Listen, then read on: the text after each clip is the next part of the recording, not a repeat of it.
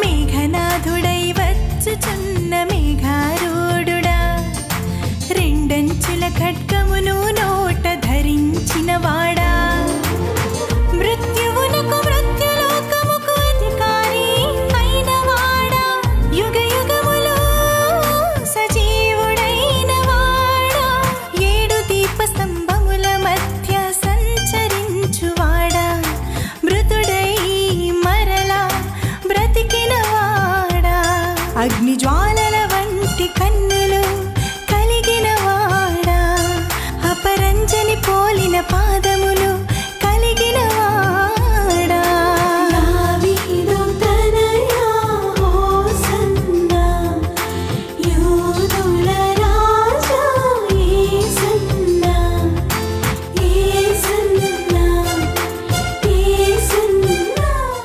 యేసు నామంలో మీకు శుభములు సమృద్ధిగా కలుగునుగాక. మధురం నీ వాక్యం అనే కార్యక్రమానికి స్వాగతం. ఈరోజు మనం అపోస్తుల కార్యములు అనే అంశం మొదటి భాగం ధ్యానించుకుందామండి.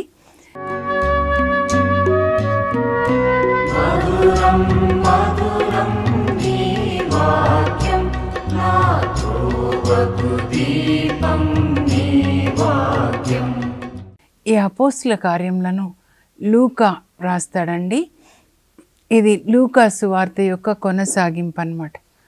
లూకా పౌలు యొక్క శిష్యుడు. పౌలు సువార్త బోధిస్తున్నప్పుడు ఆయన రక్షణ పొందుతాడనమాట. ఈ బైబిల్ గ్రంథాన్ని రచించిన 40 మంది ప్రవక్తలు కూడా ఒక లూకా తప్ప మిగతా వాళ్ళందరూ కూడా అబ్రహాం సంతతి వాళ్ళు అన్నమాట. ఒక లూకాకే పరిశుద్ధ గ్రంథంలో 2 గ్రంథాలని రాయడానికి దేవుడు కృపనిస్తారు. ఎందుకంటే పౌలుకి అంత సేవ చేస్తాడండి. పౌలు సిరియాలోని యాంటియోకియాలో అన్యులకు గ్రీకులకు సువార్త బోధిస్తుంటాడు. అలా బోధిస్తున్నప్పుడు లూకా కూడా రక్షించబడతాడు. Greek doctor. గ్రీకులు అంటే చాలా తెలివైన వాళ్ళు. అందులో ఈయన మెడికల్ డాక్టర్ అన్నమాట. కానీ పౌలు బోధన వలన రక్షణ పొంది పౌలుకి శిష్యుడై పౌలుతో పాటు సువార్త ప్రయాణాల్లో కూడా ఉంటాడు. 2వ సువార్త ప్రయాణం నుంచి మనం చూస్తాం. ఆయన గ్రీసు ఫిలిప్పి ప్రాంతాలకు వెళ్ళినప్పుడు మేము అని చెప్తాడు. ఇంకా తెలుసా, పౌలుని క్రీస్తు శకం 67లో నీరో చక్రవర్తి గొడ్డలితో నరికించినప్పుడు పౌలుతో ఉన్న ఒకే ఒక శిష్యుడు లూకా చివరి వరకు నమ్మకంగా ఉంటాడనమాట.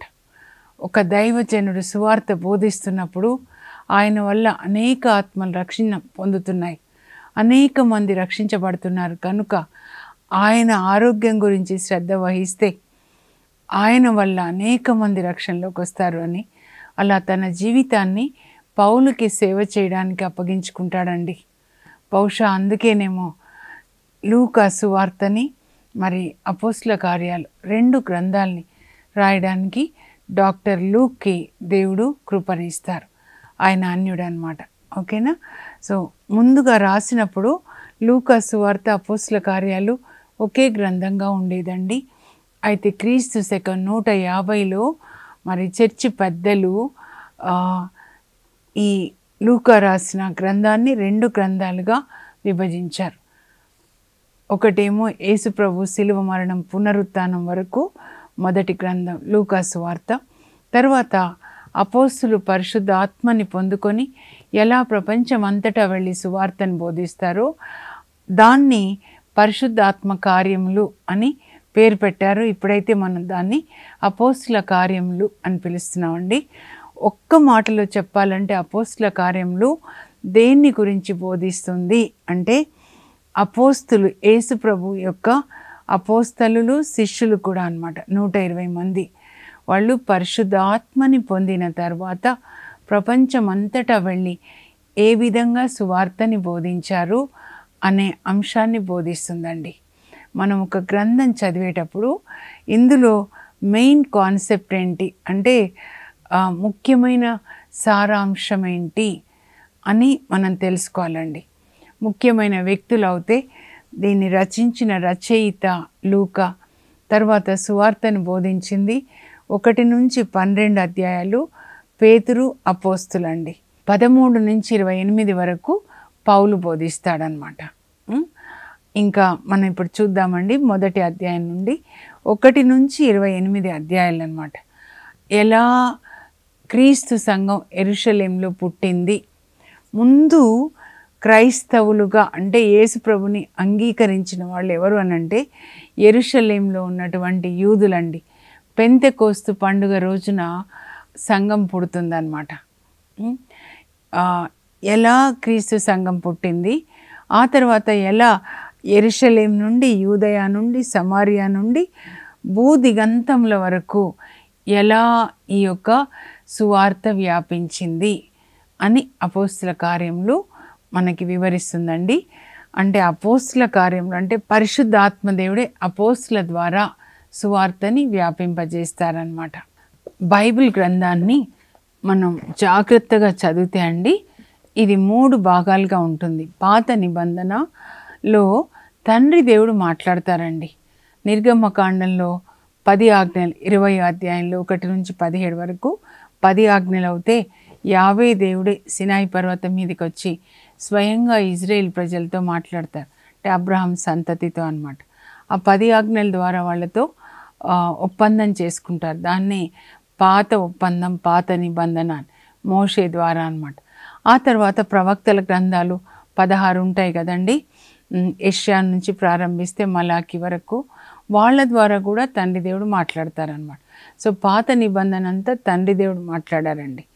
ఆ పాత నిబంధనలో తండ్రి దేవుడు నేను నా కుమారుణ్ణి పంపిస్తాను అని చాలాసార్లు వాగ్దానం చేస్తాడండి.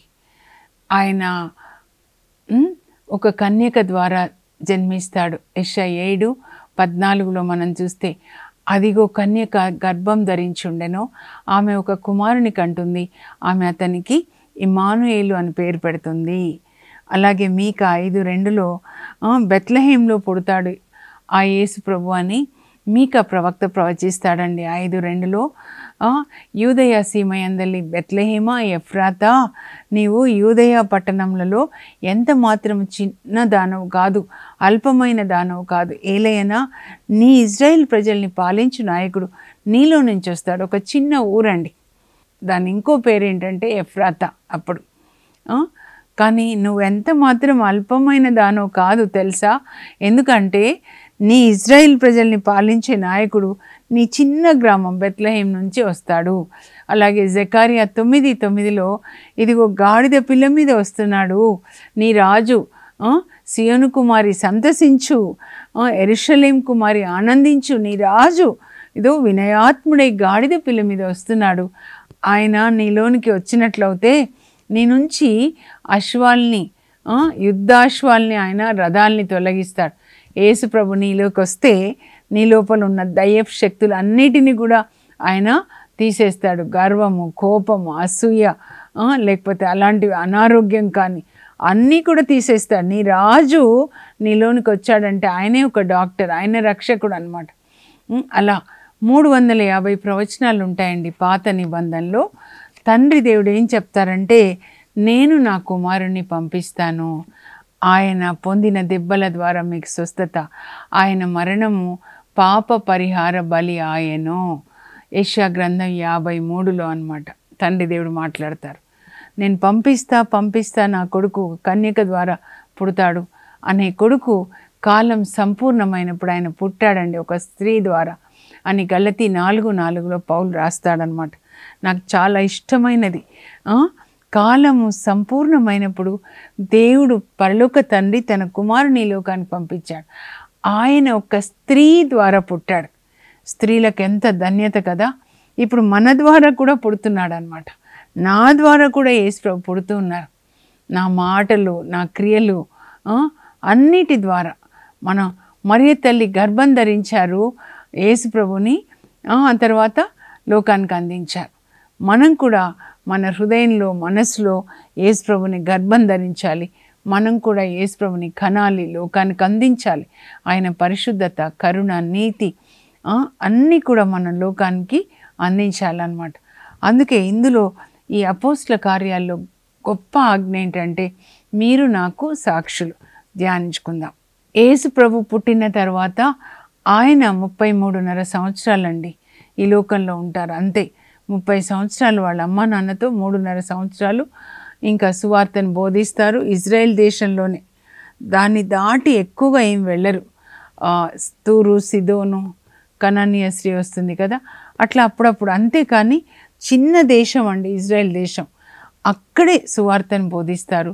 మరి ఆయన శిష్యులు 12 మంది అపోస్తులు, తర్వాత 120 మంది శిష్యులు అవుతారు ఇప్పటికి. ఆయన బోధన ఆలకిస్తారనమాట. అప్పుడు ఆయన ఏం చెప్తారంటే, నేను వెళ్ళి మీకు పరిశుద్ధాత్మని పంపిస్తాను, మొదటి వ్యక్తి రెండో వ్యక్తిని పంపిస్తానని చెప్తారు. తండ్రి దేవుడు యేసు ప్రభు చెప్తారు, నేను మూడో వ్యక్తిని పంపిస్తా, పరిశుద్ధాత్మని పంపిస్తాను. యోహాను సువార్తలో మనం ధ్యానించుకున్నాం చూడండి. ముఖ్యంగా కడరా భోజన సమయంలో యోహాను 14:15 నుంచి 26 వరకు పరిశుద్ధాత్మని గురించి యేసు ప్రభు చెప్తారండి. ఇంకా లూకా సువార్తలో కూడా ఆయన పునరుత్థానుడైన తర్వాత శిష్యులతో మాట్లాడుతూ 24:49లో మీరు పరిశుద్ధ ఆత్మని పొందే వరకు యెరూషలేం విడిచిపెట్టకుండా ఇక్కడే ఉండండి, మీరు పైనుంచి పరిశుద్ధ ఆత్మని పొందుతారు, నా తండ్రి చేసిన వాగ్దానం మీకు ఇస్తున్నానని యేసు ప్రభు చెప్తారనమాట. సో ఆ లూకా సువార్త కంటిన్యూషన్లో మనం అపోస్తల కార్యాలు చదవాలండి. తండ్రి దేవుడు యేసు ప్రభుని పంపిస్తా అని చెప్పారు, పంపించారు. యేసు ప్రభు పరిశుద్ధాత్మని పంపిస్తాను అని చెప్పి ఆయన పరలోకానికి వెళ్ళారనమాట. ఇప్పుడు మన అపోస్తల కార్యాలకు వచ్చినట్లయితే ఇక్కడ మరి లూకా మాట్లాడుతున్నాడు. ఓ థియోఫిలస్ అని ఉంటుందండి బిగినింగ్లో. థియోఫిలస్ అంటే, థియో అంటే గాడ్ అనమాట, ఫిలస్ అంటే బిలౌడ్ ఆఫ్ గాడ్ అంటే దేవునికి ప్రియమైన కుమారుడా. పేతురు కావచ్చు, హై అఫీషియల్ కావచ్చు, లేకపోతే ఆయన అపోస్తులందరికీ రాస్తుండొచ్చు అనమాట. నేను యేసు ప్రభు చేసినవి, తర్వాత ఆయన పాటించి బోధించినవన్నీ కూడా నా మొదటి గ్రంథంలో రాశాను. అంటే లూకా చెప్తున్నాడు, మొదటి గ్రంథం లూకా సువార్తలో ఆయన ఏదైతే చేశాడో అద్భుత క్రియలు, ఏదైతే పాటించి బోధించాడో. ఇక్కడ పాటించి అని మన తెలుగు బైబిల్లో వర్డ్ మిస్ అయిందండి, కానీ ఇంగ్లీష్లో అయితే what he did he preached అని ఉంటుంది అనమాట. అది యేసు ప్రభు యొక్క గొప్పతనం అనమాట. అది నేను రాశాను. తర్వాత ఆయన పునరుత్థానుడైన తర్వాత 40 దినాలు తన శిష్యులకి ఆయన దర్శనం ఇచ్చి వాళ్ళకి కొన్ని ఆజ్ఞలు ఇచ్చాడనమాట. పునరుత్థాన సందేశం మత్తయి 28లో మీరు చూస్తే 18 నుంచి 20 వరకు అండి. ఇహపరములందు నాకు సర్వాధికారం ఇవ్వబడినది కనుక మీరు వెళ్ళి సమస్త జాతి జనులకు, ప్రపంచంలో అన్ని దేశాల వాళ్ళకి పితాపుత్ర పరిశుద్ధాత్మ నామమున బాప్తిస్మమొసగుచు వారిని నా శిష్యులుగా చేయండి. నేను మీకు ఆజ్ఞాపించినదంతయు వారు ఆచరింప బోధించండి వాళ్ళకి, లోకాంతం వరకు సర్వదా నేను మీతో ఉంటాను. మత్తయిలో చెప్తారు. అలాగే మార్కు 16:15లో కూడా మీరు ప్రపంచం అంతటా వెళ్ళి సువార్తను బోధించండి అని ఆజ్ఞలు ఇచ్చారు. 40 దినాలు వెంటనే పరలోకానికి వెళ్ళలేదండి. పునరుత్థానమైన తర్వాత 40 దినాలు వాళ్ళకి దర్శనం ఇస్తారు. పేతురికి ప్రత్యేకమైన ఆదేశాన్ని ఇస్తారు. యోహాను సువార్తలో మనం ధ్యానించుకున్నాం మొన్నటి దినాన కదా, నీవు నన్ను ప్రేమిస్తే నా గొర్రెలు మేపు. మీ అందరికీ ప్రభు చెప్తున్నారు, యేసు ప్రభుని ప్రేమించిన వాళ్ళు దేవుడు మీకు ఇచ్చిన బిడ్డల్ని వాక్యంతో మీరు మేపాలన్నమాట అని చెప్తూ ఉన్నారు. ఆ తర్వాత ఇంకా ఆయన 40 దినాల తర్వాత పరలోకానికి వెళ్తారండి. పరలోకానికి ఓలివ కొండ మీద నుంచి వెళ్తారు. ఇక్కడ యెరూషలేంలో ఇక్కడ దేవాలయం ఉంటే దేవాలయానికి తూర్పు దిక్కునండి ఓలివ కొండ ఉంటుంది. చాలా బాగుంటుందండి ఓలివ చెట్లతో. అక్కడ యేసు ప్రభు ఆయన పరలోకానికి వెళ్తారు 40వ దినాన అనమాట, పునరుత్థానమైన తర్వాత. అలా పైకి వెళ్ళేటప్పుడు అపోస్తల కార్యాలు 1:8 జాగ్రత్తగా మీరు వినాలి. ఆయన ఇలా పరిశుద్ధాత్మ తండ్రి దేవుడు ఆయనని పరలోకానికి తీసుకెళ్తున్నారు పరిశుద్ధాత్మ శక్తిచ్చి. అలా పరలోకానికి వెళ్తుంటే ఆయన శిష్యులు ఇలా చూస్తున్నారనమాట. చూస్తుంటే యేసు ప్రభు అంటారు, పరిశుద్ధ ఆత్మ మీ పైకి వచ్చినప్పుడు మీరు శక్తిని పొందుతారు, అప్పుడు మీరు నాకు సాక్షులయ్యుందురు. చివరి మాట అండి ఈ లోకంలో ఉన్నప్పుడు. అంటే మీరు పరిశుద్ధాత్మని పొందాలి. అప్పుడే మీరు నాకు సాక్షులు. అంటే నాలాగా మీరు జీవించగలుగుతారు. దేవుని చిత్తం చేస్తూ కరుణ కలిగి, నీతి కలిగి, ప్రేమ కలిగి, న్యాయంతో. యేసుప్రభు మనకిచ్చిన గొప్ప ఆజ్ఞ ఏంటంటే అపోస్తల కార్యాల్లో మీరు నాకు సాక్షులు. మన జీవితం ప్రతిరోజు మనం జీవించే జీవితము యేసుప్రభు జీవితానికి సాక్ష్యం. అంటే సేమ్గా ఉండాలన్నమాట. అలాగే ఉన్నారు ఈ అపోస్తులందరూ కూడా.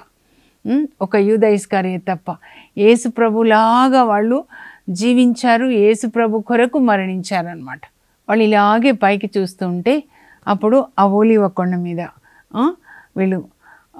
వీళ్ళ ప్రక్కన ఇద్దరు దేవదూతలు వస్తారండి. వీళ్ళ ప్రక్కన నిలబడి చెప్తారు, ఎంతసేపు అట్లా చూస్తారు పరలోకం వైపు. ఈ యేసుప్రభు ఎట్లా పరలోకానికి పోవడం మీరు చూస్తున్నారో, ఆయన ఒకరోజు పరలోకం నుంచి వస్తాడు, అప్పుడు కూడా మీరు చూస్తారు. చూడండి, రెండవ రాకడ గురించి చెప్తున్నారు. ఎందుకంటే యేసుప్రభు అదే ఒలీవ కొండ మీదకి వస్తారండి రెండవ రాకడలో. జకరియా 14:4 ఉంటుంది అనమాట.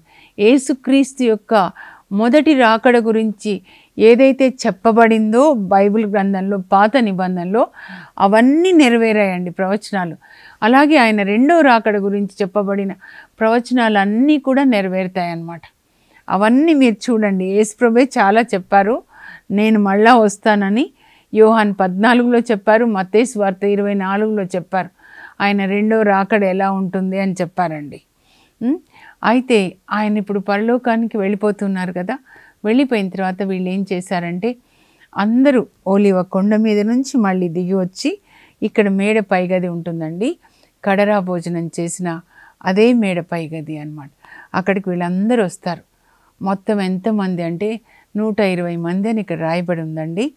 ఇంకా ఈ 120 మంది శిష్యులు, అలాగే మరియ తల్లి, అలాగే కొంతమంది స్త్రీలు, యేసు ప్రభు సిలువ చెంత ఉన్న స్త్రీలు, ఆయనకి సేవ చేసిన స్త్రీలు, మగ్దల మరియా, సలోమి అమ్మ, అంటే జబదాయి కుమారుల తల్లి అన్నమాట, క్లోఫా భార్య మరియమ్మ ఉండొచ్చు.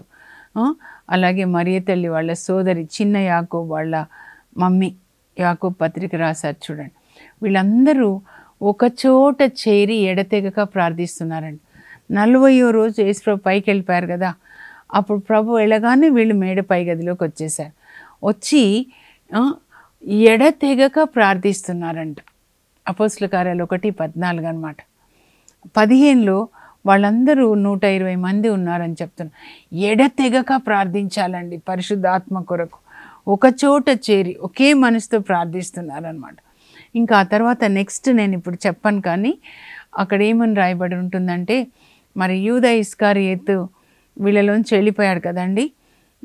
అప్పుడు ఆయన ప్లేస్లో మరి మేము ఎవరిని ఎన్నుకోవాలని అపోస్తులు ప్రార్థన చేసి ఒక 2 వ్యక్తులను నిలబెడతారండి అక్కడ.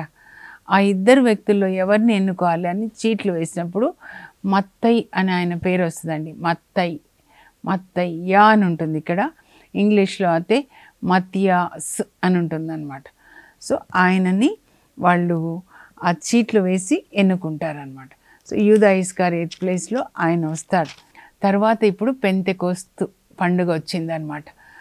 పెంతెకోస్తు పండుగ అంటే ఏంటో మనకు తెలియాలండి. ముందు లేవియ కాండం 23వ అధ్యాయంలో యూదుల యొక్క 7 పండుగల గురించి వ్రాయబడి ఉందండి. ముఖ్యమైన పండుగలు అన్నమాట. పెంతెకోస్తు అంటే పెంట అంటే 50 అండి. ఎందుకు దీని వారంల పండుగ, కోతల పండుగ కూడా అంటారు. ఎందుకో చెప్తాను. తొలి ఫలంల పండుగ అని ఒక పండుగ అండి. ఆ పండుగ నాడు అది యాక్చువల్గా ఈస్టర్ లాగా అనుకోండి. తొలి ఫలంలు అంటే వాళ్ళ గోధుమ పంట కోతకు వచ్చినప్పుడు, పంట పండినప్పుడు ముందు దశమ భాగం ఇస్తారు కదండి. ఆ కొద్దిగా పంటని కోసి దేవాలయంలో యాజకునికి ఇస్తారు. యాజకుడు దేవుని సన్నిధిలో అల్లాడిస్తాడనమాట. అయితే వాళ్ళ విశ్వాసం ఏంటంటే తొలి పంటని పండించిన దేవుడు మలి పంటని కూడా పండిస్తాడని. తొలి పంటని కోసిన 50 దినాలకి వాళ్ళు మలి పంటని కోస్తారండి. ఆ తొలి పంట నుంచి మరి ఇప్పటి 50వ దినం వరకు చూడండి 50 దినాలంటే 7 ఏళ్ళ 49 అంటే 7 వారాలు ఉంటుంది. అందుకని వారంల పండుగ అని కూడా అంటారండి. ఈ పెంతెకోస్తు పండుగని కోతల పండుగ అంటారు. ఎందుకంటే వాళ్ళు మిగతా పంట అంతా వాళ్ళ కోసం కోసుకుంటారు. మొదటిదేమో కొద్దిగా కోసి దేవునికి ఇస్తారనమాట, దశమ భాగం. అర్థమైందా? కోతల పండుగ అని అంటారనమాట.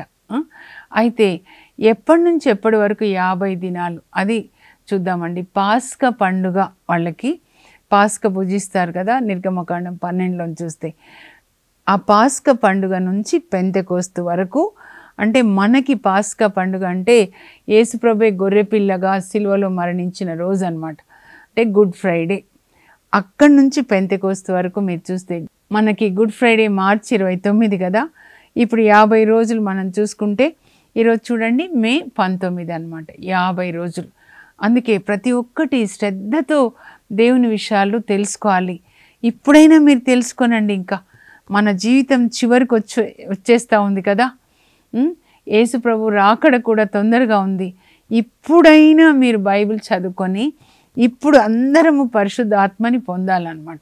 మనం ఇప్పుడు అపోస్తలుల కార్యాలు 2వ అధ్యాయానికి వస్తే పెంతెకోస్తు పండుగ అని ఉంటుందన్నమాట.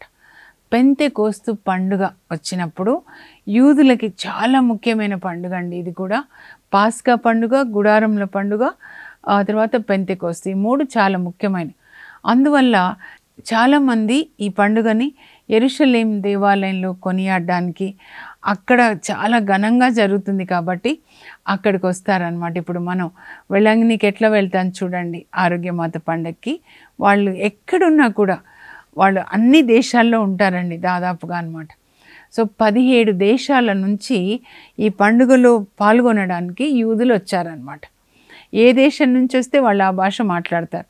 ఒకవేళ మన తెలంగాణ నుంచి వెళ్ళారనుకోండి యూదులు, అక్కడ వాళ్ళు తెలుగు భాష మాట్లాడతారు. గుంటూరులో చీరాల్లో ఉన్నారు యూదులు అని చెప్తున్నారు కదా. సో వాళ్ళు తెలుగు భాష మాట్లాడుతున్నారు అనమాట. అలా అక్కడికి వెళ్ళారు. ఇప్పుడు ఇక్కడ మేడ పై గదిలో ఏం జరిగింది అది చూద్దామండి.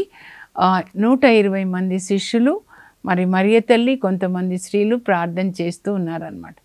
అప్పుడు పెంతెకోస్తు పండుగ వచ్చినప్పుడు అకస్మాత్తుగా బలంగా వీచే గాలి లాంటి ధ్వని ఆకాశం నుండి వచ్చింది. అంటే పరలోకం నుంచి పరిశుద్ధాత్మ దేవుడు భూమి మీదకి వచ్చిన రోజు అనమాట పెంతెకోస్తు.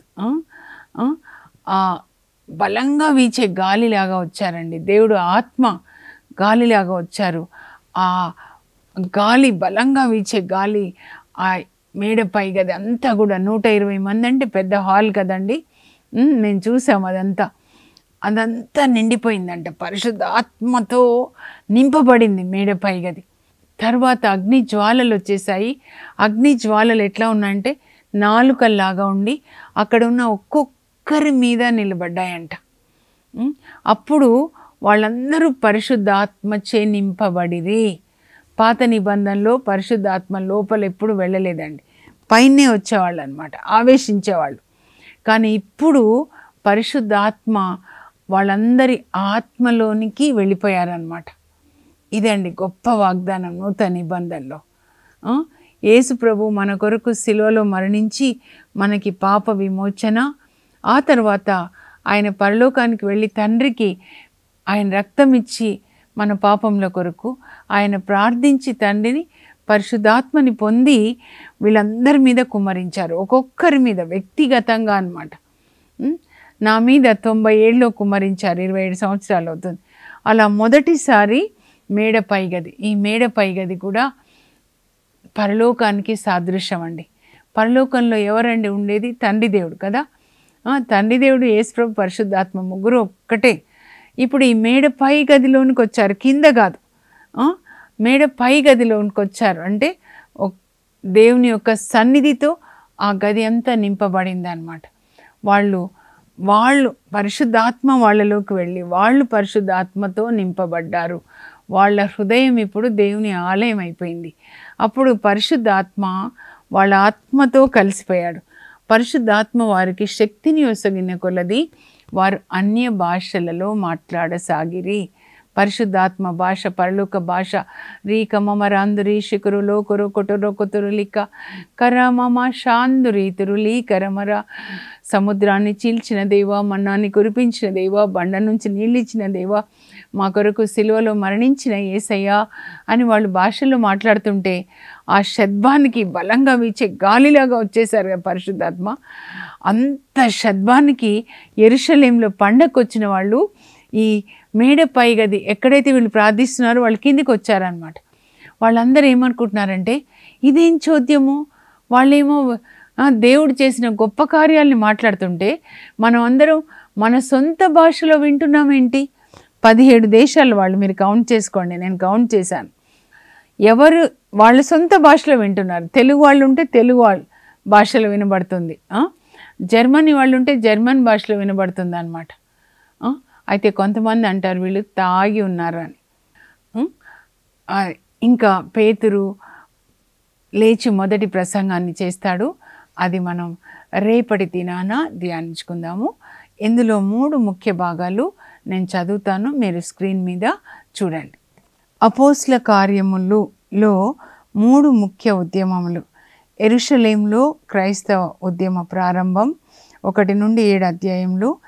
సమారియా సిరియాలకు ఉద్యమ వ్యాప్తి 8 నుంచి 12 అధ్యాయంలో. భూ దిగంతముల వరకు ఉద్యమ వ్యాప్తి 13 నుంచి 28 వరకు అండి. ఇప్పుడు కొంచెం ఇంగ్లీష్లో కూడా చదువుతాను. The 3 moments in acts. Witness in Jerusalem chapters 1 to 7. Witness in Judea and Samaria 8 to 12 chapters. Witness to the ends of the earth 13 to 28. అలాగే ఈ గ్రంథాన్ని 2 ముఖ్య భాగములుగా విభజిస్తారండి. మొదటిది అపోస్తులు సువార్తను బోధించుట, పేతురు యొక్క ప్రధానాధిపత్యం 1 నుంచి 12 అధ్యాయాలు. పేతురు బోధన, అపోస్తుల బోధన ఉంటుంది. ఇంకా 13 నుంచి 28 వరకు పౌలు యొక్క 3 సువార్త ప్రయాణంలో అండి. అంటే పౌలు ప్రపంచమంతటా వెళ్ళి ఎలా సువార్తని బోధించాడు అని 13 నుంచి 28 అధ్యాయాల్లో లూకా వివరిస్తాడు. మీరు ఇవన్నీ కూడా దయచేసి రాసుకోనండి. తర్వాత అపోస్తల కార్యాలు మీరు చదువుకొని ఎలా ఒక్కొక్క అధ్యాయము మీరు క్లుప్తంగా రాసుకోవాలో నేను రేపు మీకు వివరిస్తాను. మీరైతే 5 అధ్యాయాల వరకు కనీసం చదువుకొని మీరు రాసుకోనండి. మొదటి అధ్యాయంలో ఏముంది, 2వ అధ్యాయంలో ఏముంది. అప్పుడు ఆ మేడ పై గదిలో నేనున్నాను, మీరుండాలి, మీరు ఇప్పుడు పరిశుద్ధాత్మని పొందాలి. పరలోకపు మా తండ్రి, మీ పరిశుద్ధ నామమునకు స్తోత్రం కలుగును గాక. మీరు వాగ్దానం చేసినట్లే మీ సమయంలో యేసు ప్రభువును పంపించారు. యేసయ్య, మీరు మా కొరకు సిలువలో మరణించి మాకు పాపం నుండి, రోగం నుండి, శాపం నుంచి విముక్తి ఇచ్చారు. మీరు పరలోకానికి వెళ్ళి తండ్రికి మీ రక్తం ఇచ్చి మా పాపముల కొరకు, అలాగే తండ్రిని ప్రార్థించి పరిశుద్ధ ఆత్మని కుమరించారు. మేడ పైగదిలో ప్రార్థిస్తున్న ఆ 120 మంది కూడా పరిశుద్ధ ఆత్మని పొందుకొని వాళ్ళు మీకు సాక్షులుగా జీవిస్తారు ప్రభా. మేము కూడా పరిశుద్ధ ఆత్మని పొందుకొని మీకు సాక్షులుగా జీవించే కృప మాకు దయచేయండి. యేసు నామంలో అడుగుచున్నాం తండ్రి, ఆమెన్. శిష్యులు పరిశుద్ధ ఆత్మని పొంది ప్రపంచమంతటా వెళ్ళి సువార్తను బోధిస్తారండి. అలా భారతదేశానికి క్రీస్తు శకం 52లో థామస్ వారు వస్తారు. అందువల్ల మనం రక్షించబడ్డాం. అలాగే పరిశుద్ధ ఆత్మని పొందిన తర్వాత వాళ్ళందరూ యేసు ప్రభుకి సాక్షులుగా, అంటే ఆయన ఎలా జీవించాడో అలాగే జీవించారు. అది ముఖ్యమైన ఆజ్ఞ. ఆయన జీవితానికి మన జీవితానికి ఒకేలాగా పోలికలు ఉండాలన్నమాట. God bless you. Have a blessed day. For information, please contact us. Our address, Mrs. Jacinta Rani, 214 Pavani Estates, near St. Anthony's High School, Himayat Nagar, Street number 8, Hyderabad 29. మంచు జల్లు, ఇది మహిమ జల్లు, మంచు జల్లు.